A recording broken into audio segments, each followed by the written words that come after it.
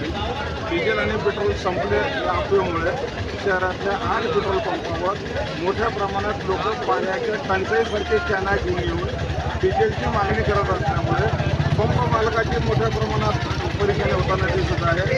यावरून असं सिद्ध होतं की या कॅना माध्यमातून 2 नंबरच्या धंद्याला मोठ्या प्रमाणात महागाईमध्ये डिझेल मिळणार असल्याने कन्नड तहसीलदाराने या पेट्रोल पंप धारकांना डिझेलच्या कॅनामध्ये डिझेल देऊ नये, पेट्रोल देऊ नये यासाठी बंधनकारक आदेश देणे बंधनकारक आहे।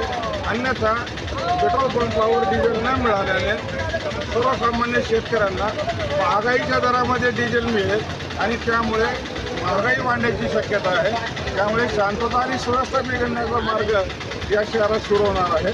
तेव्हा महसूल प्रशासनाने पेट्रोल पंप धारकांना डिझेलमध्ये पेट्रोल हे बंधनकारक रद्द करणे आवश्यक आहे। वाहनामध्ये डिझेल द्यावे अशी सक्त सूचना महसूल प्रशासनाने दिली तर शांतता आणि सुव्यवस्था राहील आणि नागरिकांना वेळेत डिझेल आणि पेट्रोल मिळेल याकडे प्रशासनाने लक्ष दिले पाहिजे।